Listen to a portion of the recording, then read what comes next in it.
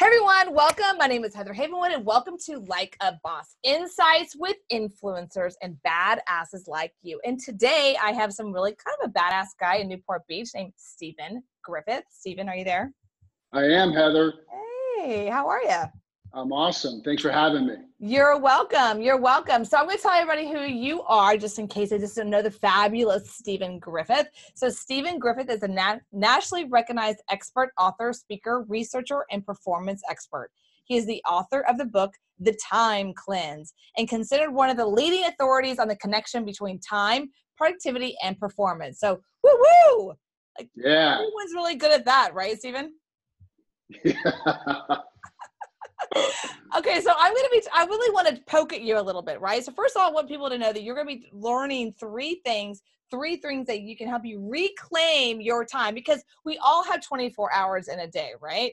That's right. All right. Okay. So one of the things I want to poke with you about, and I'm going to ask you what those three things are, but I first want to talk to you about productivity on these things called phones. Do they help or destroy our productivity? I love where you're starting at right now, because that's actually one of the top three things. So The phone is amazing. It's an amazing thing. It's changed our businesses, and it also has a dark side. The dark side. It's got a big, big dark side. And the dark side steals, hijacks, and contaminates our time. Mm-hmm. So tip number one, I know you didn't ask me for my first tip, but I'm going to tell it to you right now. Go for it. Time cleanse your phone. Wait, okay, all right. Time cleanse your phone. So is it like leave the phone away from the bed, or what does that mean? No. We listen. We need our phone. We got to keep our phone. Okay. But there's some things you can do with your phone to make it less charming. That's less attentive to us. Less sexy. It's less sexy, right? That's right. We want it to be sexy enough, but not too sexy. Not too sexy, just like the women. Okay, so how can I cleanse my phone to make it less sexy? Okay, I'm going to give you a couple tips that you can do right away. Number one, grayscale it. There's a feature on your phone to grayscale it. I just did that last week. That is so weird. I did, and it does make a difference. Okay, so with that, I'm going to tell you one piece of research before I give you the rest. They did a piece of research that the average person touch, swipes, looks, feels the phone 2,600 times a day. I'm going to say that again, 2,600 times. Okay. So here's what you could do. Grayscale, number one. Number two, remove everything off the home screen. What? Wait. How do you remove? You mean like the picture? No, leave that there. But when you turn it on, for a lot of people, all their apps are coming up right away. Right. So you want to move that to a secondary screen. Nope. Wait. So you can move all that to the secondary screen? Yep. Okay, so what does that do? That just makes you touch it more. You're making us touch it more, Stephen. But touch it in the right way. So if only, I'm sure my ex is listening going, if she had touched me 2,600 times a day, we probably wouldn't. Right? So here's the thing, and it brings in the concept from the time cleanse. It's called timefulness, and it's improving the quality, experience, and performance with your time. So here's a technique of that. By going to your phone and being present to what you want to use that phone for, not what that phone wants to use you for. Remember, tech companies have one thing they want you to do: go into the rabbit hole. Right. So that one moment of presence, you're making a decision. Oh, I'm going to Facebook. I'm going to Instagram. I'm going to check my email. Versus you just turn the phone on. All of a sudden, you see all your dings and bings and notifications, and now you're gone. Right. That's the first thing. That's true. Okay, so I just want to make sure I can actually cleanse out because some people are watching the video here, but some people aren't. So I have a ton of apps on my home screen. So you're saying to cleanse that out? Get rid of them. Okay. Yeah. Moving to the next page. Okay. And turn off your notifications. For a lot of you listening, you're cringing right now. You're going, oh, what? But also, here's what that does. That's getting you back hundreds of hours a year, because you're in control, not the technology. That's a good point. I mean, where was I at the other day? It was a coffee house. Well, I go to the gym every day, so I'll say that one. So I go to the gym pretty much every day, once or twice, sometimes twice a day. Actually, normally twice a day. And I was this is me in like my laughing stage. So I have decided to stop listening to music while I'm working out. Right. it really it really affects my workout. But I look around and everyone's plugged in, everyone's plugged in, and it's me and usually about 50 hot guys, and no one's talking to me. I'm like, hello, people, but everyone's all like plugged in and like dialed in and whatever. No one's like looking around or hanging out. They're just literally in this state of like focused on whatever's in their ears. And what was so interesting was there was a commercial recently. I think it came on Super Bowl. Don't even remember. But a commercial came on. It's for Audible. Okay, audible.com. But that how they did the commercial was they were showing people talking, like, humans talking, and they were saying, don't talk, learn, listen. Learn to listen, and have people put in their earplugs and walking around by themselves listening. And I'm like, no, we don't need more of that. We need the opposite of that. We don't need to be plugged in even more. You're right. You're right. I thought it was interesting. There was they had a picture of one guy who's probably walking through New York City because there's a ton of people in big buildings, probably New York City, and he's like, by himself, listening, walking through the crowd of thousands of people. And I thought that's what we don't want anymore. But you're right. We need to engage. Yeah. Get time back for what matters most. And what matters most is engagement, creating positive memories. It's true. It's true. So how are we going to meet? Okay, what's this next step? And how are we going to get millennials to drop the phone?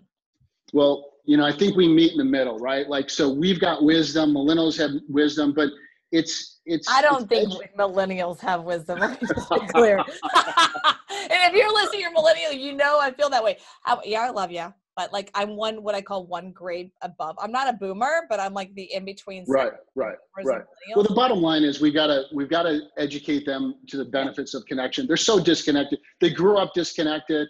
The level of depression medication, anti-anxiety medication of that period of time of kids is off the chart. It really we just got to get them put the phone down. Okay, so what's number 2? Number 2 is evaluating the people, places, things, interactions, possessions, mental thoughts. This is the time cleanse list, and identify everything you do, and then ask this magic question: is it contributing or contaminating to my happiness and success? It's a very simple question. It's the litmus test of everything that you're doing, being, and having right now in your life. So if it's the people in your life, are they contributing or contaminating? Is it the 2 hours on Facebook? Is it contributing or contaminating? And then be brutal with yourself. Remove the things that are contaminating you. Reclaim your time and reinvest it for what matters most. So what does matter most? Okay, so I hear the cliche of invest in what matters most, but what would you say that is? Well, for me, it's connecting with people, having experiences, creating memories around the values that I have. So it's different for you. What may matter most to you may be different for me, but I have a little question for you and your listeners.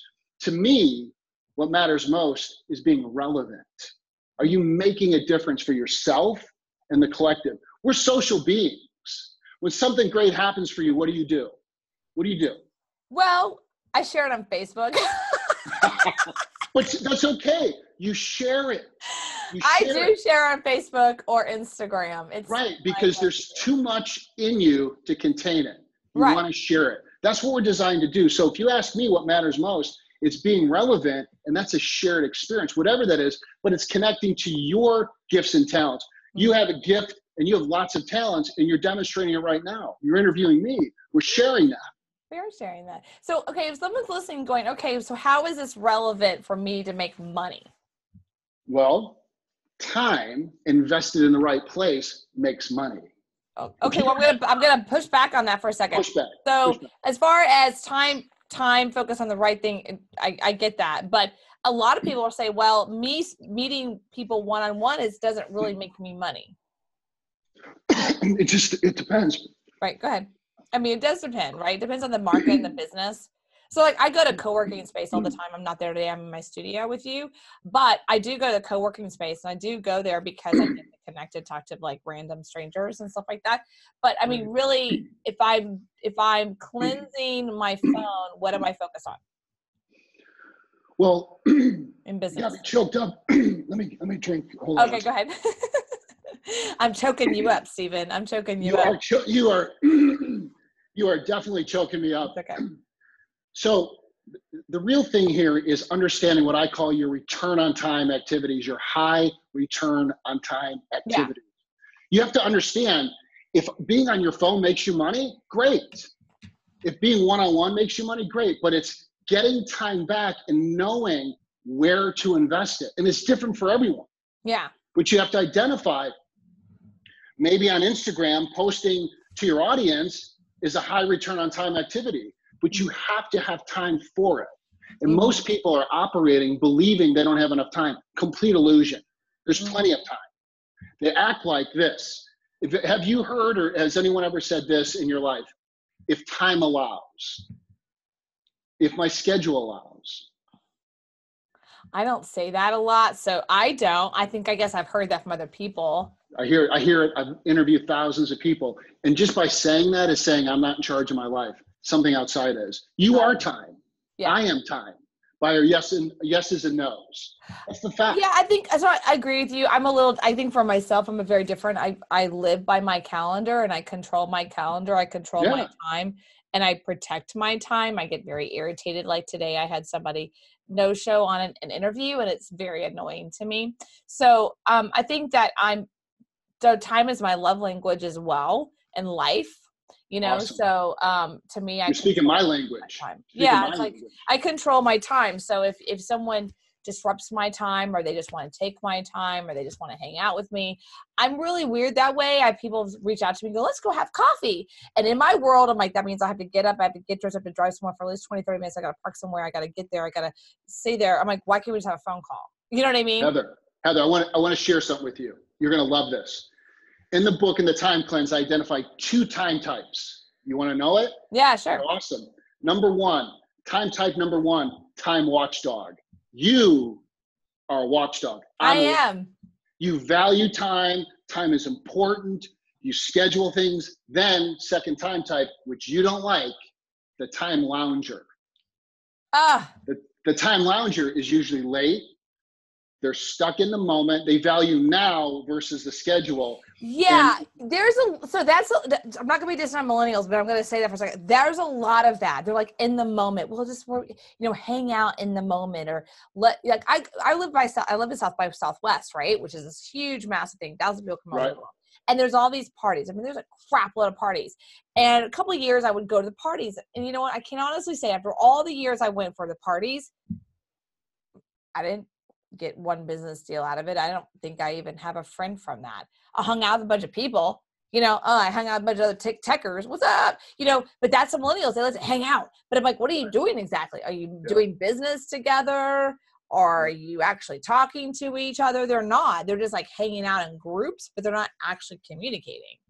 Right. Which to me is a waste of time. That's my point. They're not using time in an effective way. Right. To me, it was a waste of time. I would have rather gone through, taken all their business cards and go, I'll call you. You know what I mean? I'll call each of you and FaceTime you and PM you and DM you until you answer. Yep. Yeah. So it's true, right? So, okay. So what's number 3? So 3 is a combination. And what I love about talking with you, you speak my language. You're a watchdog. You're focused on time. But it's being 100% responsible for your time, knowing it comes from you and protecting it. That's actually how you get by protecting time, you actually get time back because it's not being wasted. But the second part of that is you have to calendar everything. My rule is this: if it's not on the calendar, it didn't happen. Didn't happen. Yeah. Oh yeah. So I'm not going to share my calendar, but I live by my calendar to a point. And I mean everything, dates, right? Yeah.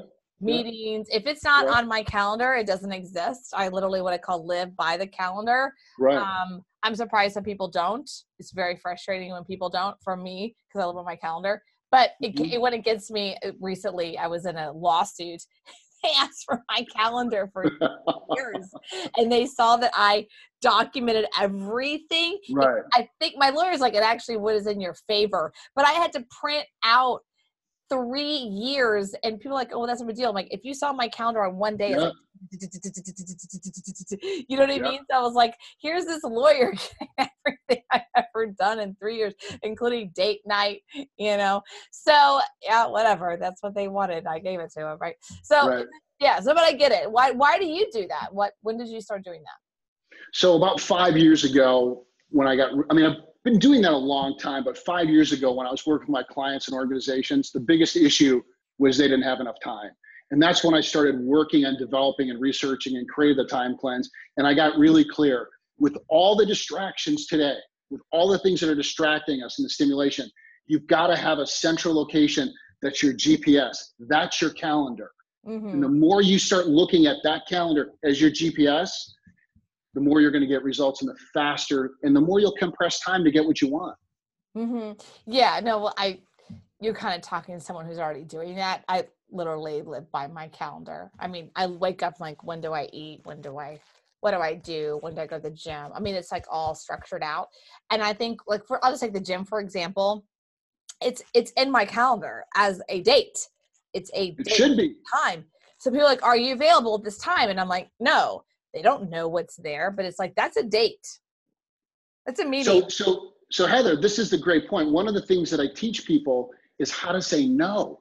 I have no problem with that. I guess I'm not going to be. Well, I know you don't, but most people, clearly you don't, but most people don't know how to say no. Right. And what happens is they're giving their time away. You've got to say yes and no to what your values and what you need to do. It's not to just be completely selfish, but people are just giving their time away everywhere. And at the end of the day, they're exhausted and they're on autopilot and they're hypnotized by their technology directing them what to do. So I'm curious what you think of this. I'm going to throw something out and want you to coach the process, right? So I'm recently single. So it's really frustrating, I have to say. So, someone's had me go on one of these apps, and men my experience of men are just like, let's just go hang out. Like maybe for a drink, let's just hang out. I'm like, no, like I got time, to me, that's a hard part of dating, right? Cause I'm like, okay, that's 15 minutes. You know what I mean? So it's like boom, boom, boom, boom. So that's definitely a challenge when you're trying to date, right? And I've realized that a lot of men are just kind of this like hanging out. Let's just go hang out. They're lazy, Heather. They're lazy. Yeah. They're lazy. And I'm like, 30 minutes max. Yep. Let's go. So my philosophy on dating is very simple. The first date is like 20 to 30 minutes, and it's a meet and greet. It's not 2 hours. You set up the expectation. I'm going to meet you. And people here, direct communication is a lost art. Direct communication is kind and it saves time. It's kind and it saves time. We're going to meet. It's going to be 20 minutes or 30 minutes. If we decide we want to, do it again, awesome. But that's it. Don't get caught in 2 and 3 hour. And I know you wouldn't, but it's just like, forget it. No, yeah. I went on a date it's a couple of months ago, and within like 3 seconds, it was like a definite no. Right? But I already got a cocktail. So I was like, okay, look, I got a cocktail. This ain't going to work. Go ahead and just tell me your like life story. But like, as soon as this baby's done, I'm out. He's like, all right. So he's like, blah, blah, blah, blah, blah. I'm like, nice story. Bye. But it was kind of funny actually, because it was like a definite no, right? But yeah, I'm just one of those big sticklers around time, but it is interesting around phones nowadays. I'll just share another story and tell me what you think of this. I'm sure you have studies around this. I'm curious what you think of this. I do go to a coffee house here. I live in Austin, downtown, and there's one coffee house that's south of the University of Texas campus, and it is packed all the time because it's 24/7. It's 24 hours. So it is packed all the time with people studying, right? And or supposedly studying, right? It's packed. So I go there a lot at night. I do go there a lot at night because everyone's just sitting there like studying, right? But I realize a lot of people are young. I'm like the oldest one in there, if you want to call that. But I'm noticing a lot of people, like, they have a hard time interacting with each other and communicating with each other. And, they're definitely not even millennials because they're all like 19, 20, 21 at this stage. I don't know what generation it is. But what are you seeing? And can you share data or research? So let me first explain what's happening so you know from a brain perspective. I Yeah. love the way you love the way you think. So here's the deal. When you're on your technology, you're on the left side of your brain. Okay, if you're texting, emailing, and you're focused. So you're self-referencing yourself, not another human being. Now, all of a sudden someone comes up. You've got to shift over to the right side of your brain that's shut off. It's not practicing, and people get awkward. It's like a muscle they're not using. So when you're on technology, left brain, referencing yourself, you don't have to worry about the world. All of a sudden, a human being shows up. And the side of your brain that's related and connected to human communication and relatedness is atrophied. And this is what's happening. That's true. People don't even, I mean, just common conversations, people just can't do it. Right. And what's happening, it's a self-fulfilling prophecy, is they just keep going back into technologies. There's an old quote from a woman that's a researcher. I forgot her name, but this is what she said. She said, we used to use technology to share our feelings. Now we use technology to create them. And that is how we're disconnecting. And so what I do, I constantly, you asked me before, there's times where I leave my phone behind and I will engage people on a day-to-day basis for my own mental health and the planet's. We got to keep talking. I'm not buying into it. I'm not checking out. Yeah, it's challenging. I mean, I live in Austin and it's a tech city. It's like a mini San Francisco. And it's definitely challenging to connect with people. You know, it's definitely challenging to have a social life. All that's really freaking challenging. So what's the question you just said? If it feeds this, then that. Can you say it again for our listeners? Which one, around the contaminating or contributing? Yes, Is that that one. So the magic question, it's like my Marie Kondo's question. You're familiar with her. So she says, does this bring you joy? My question is this: does this contribute or contaminate to my happiness and success? And we know but we're not stopping to actually evaluate. We're on such autopilot that we're not going, okay, wow, is this still working for me?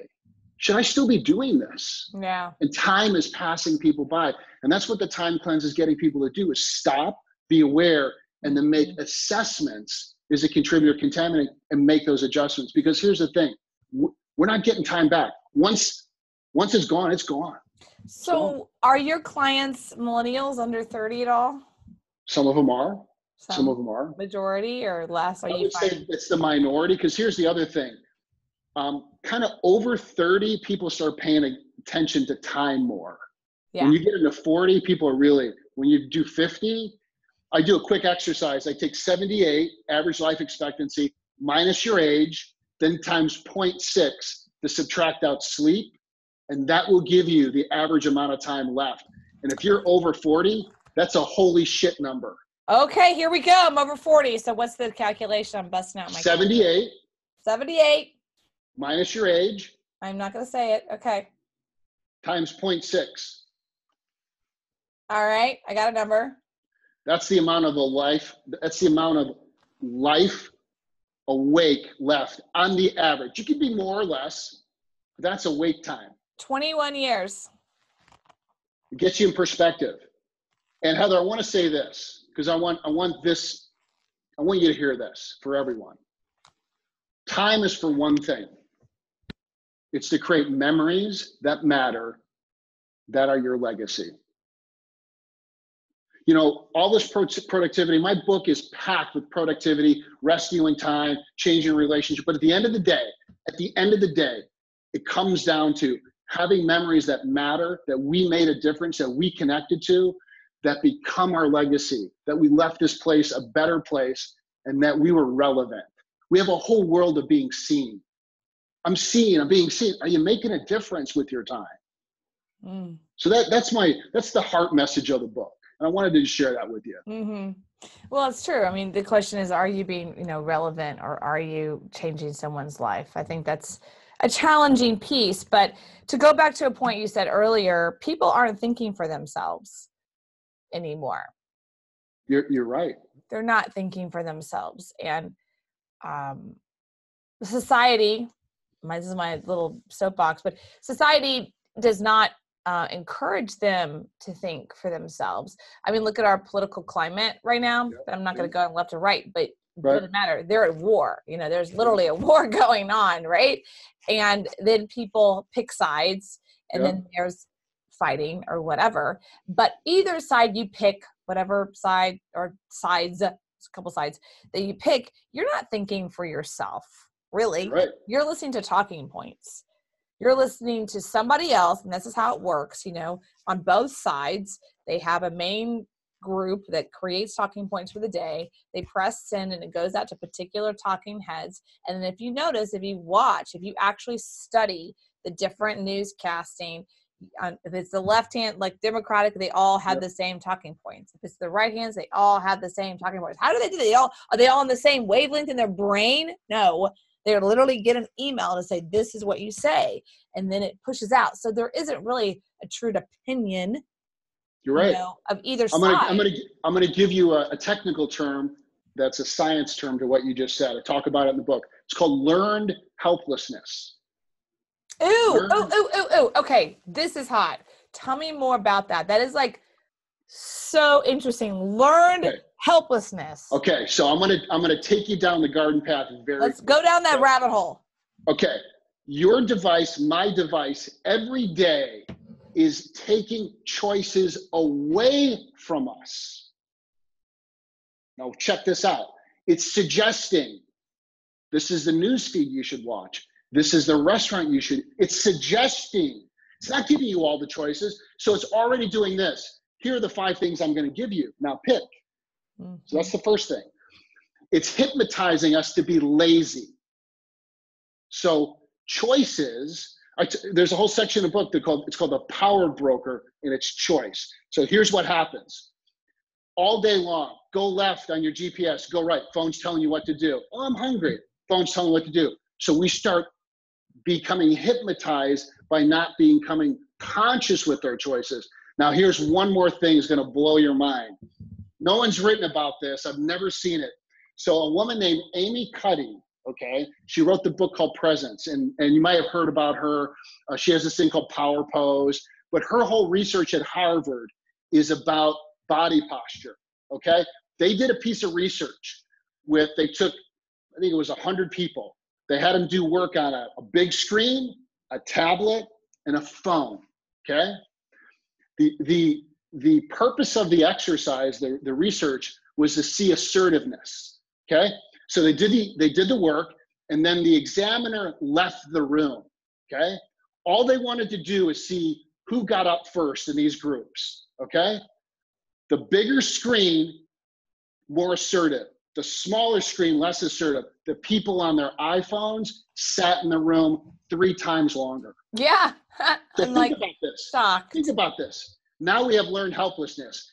We're not freely choosing. Now we're on devices that change our posture to be less assertive, which leads us to become passive and be manipulated with our time.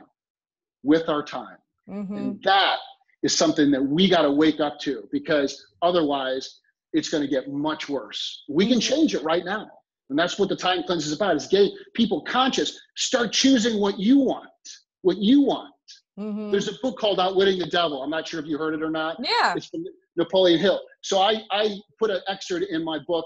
And so the devil says this: the reason I can take control of people is because 99 out of 100 don't think for themselves. So I get them to start thinking what I want them to do. Think about our culture today, Heather.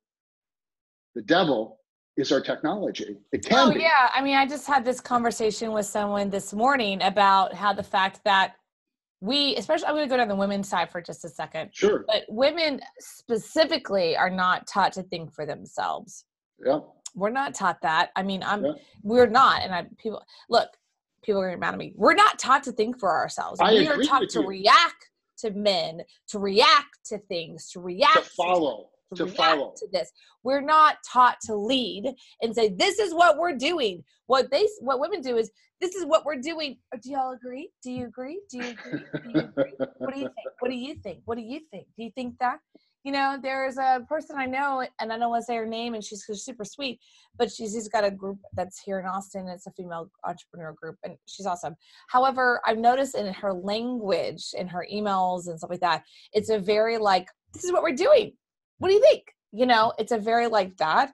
Or she'll say, I'm doing this. What do you think? It's permission-based from the group. It's basically group cultism. You know what I mean? Yeah. Just kind of creating this cultism.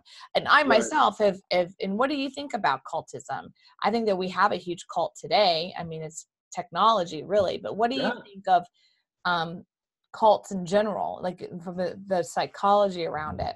Well, we're getting cult-like behavior. So like cult-like behavior, if we just simply look at one of the main premises, is you're not choosing for yourself. Yeah, you're not. You're no longer choosing. And so this is the whole thing we've been talking about, Heather, is about back to the phones. And so stopping, connecting with self, going, is this what I want? Is this what I'm choosing? Or am I being manipulated by my friends, my family, technology? It's not just technology. It's everything. Mm-hmm. But we've got to stop. It's a weird question, because if someone says and goes, is this what I want? Where they go is, is this be good for the family? Or is this what my husband wants or wife wants? Or what's what my kids want? Or my kids are first, or, whatever. Or that's not my parents don't want that. I know for myself, good example, I did this. I wanted to be a lawyer. I was adamant on being a lawyer. I'd be a really good lawyer. So, and what I did is I made the mistake is I told my father, I'm going to be a lawyer. And then he spent the next 3 hours after dinner that night telling me why I was stupid for thinking I should be a lawyer. So what do you think I did? I went to law school? No, because I wanted to have my parents' approval, my father's approval. Instead, it was this like, you're an idiot. So what are you going to, right. I got to go out there and go, So a lot of this precondition is determining where we're putting our time. So right. you've got to stop and check in and go, what do I want? To do that, you have to reflect on yourself, where you're at, and really look inside of what matters most. And that's my mission, is to get people to stop, go, what's important to me? Okay, all this stuff, this contaminant, get rid of it. Let me focus my time over here, and then teaching people how to then perform with their time. It's so they can make those memories. Mm-hmm. I just keep saying memories. At the end of the day, on our deathbed, you and I are not going to be going, gosh, I wish I could have had that other pair of Prada. Or could I have had a yellow Ferrari? It's not happening. No. So let's connect to what matters most now and create a legacy right now. Mm-hmm. Yeah, I agree with that. That's interesting. So where can people find you? And I think you have a free gift. Yeah, so for your listeners, if you go to StephenGriffith.com/like-a-boss, because that's you, not like a boss, you are a boss. I have a free time performance toolkit report, improving tactics and strategies to get back time or perform. And then also the book's out. If you order the book, I give you a free masterclass, 8-part video series for your listeners to take them step by step with me, guiding them all along the time cleanse to get their time back, get what they want. Do you have any apps or things like that you suggest or don't suggest? Oh man, there's so many good apps. Rescue Time is a great one. There's a couple trackers for time. One of the best things you can do for apps is just get a good timer app. So I want you to suggest a good timer app, and then about notifications. Let's go down those two routes. Okay, notifications, first of all, shut them off. All of them. If you take one thing away from today, shut them off. Okay. Just shut them off.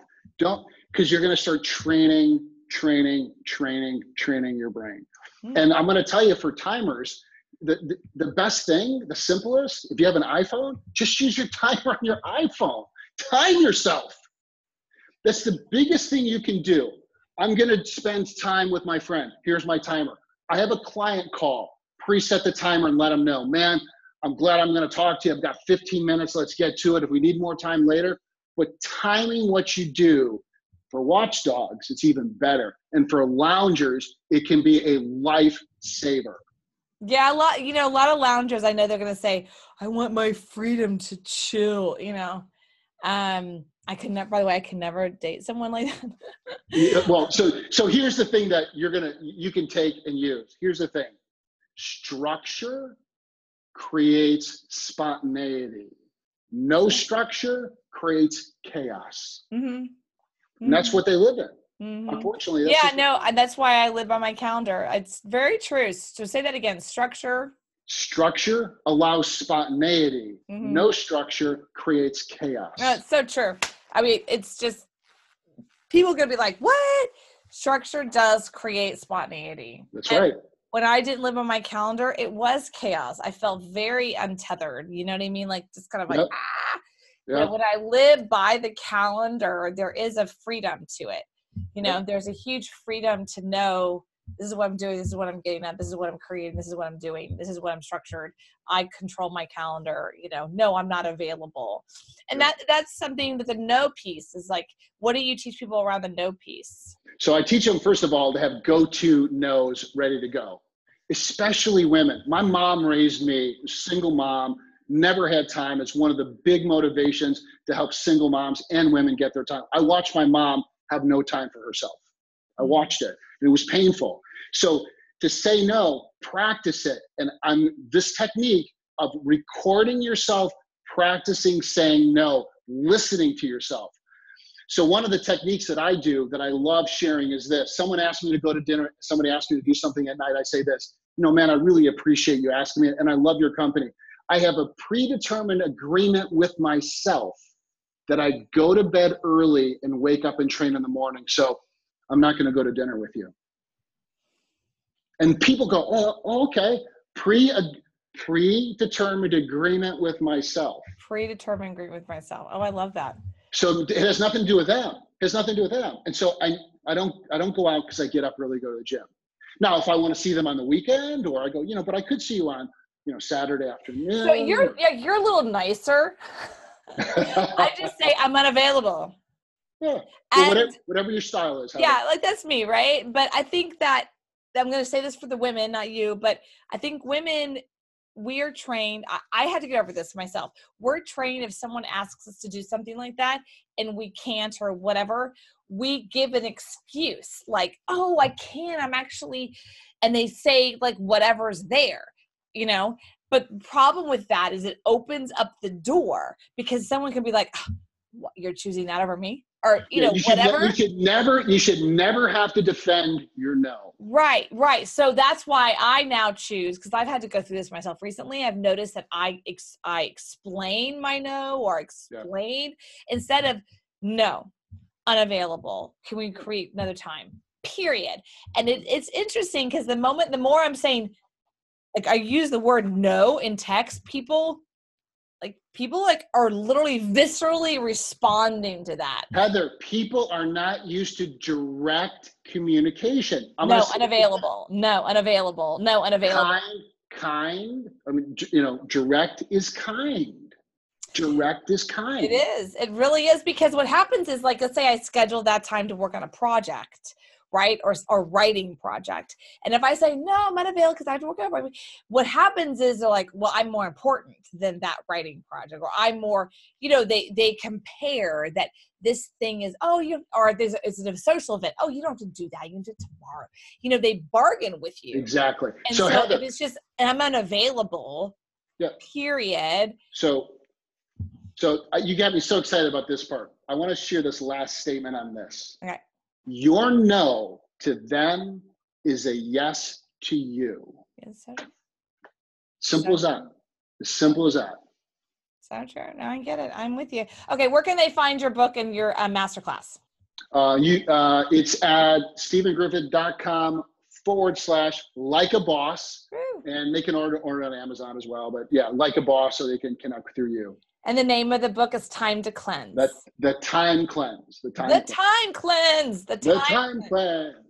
Cleanse. So step one, make sure you clean off your apps, which on your home screen, which I'm going to be doing, and a grayscale. Do that as well, and start timing yourself.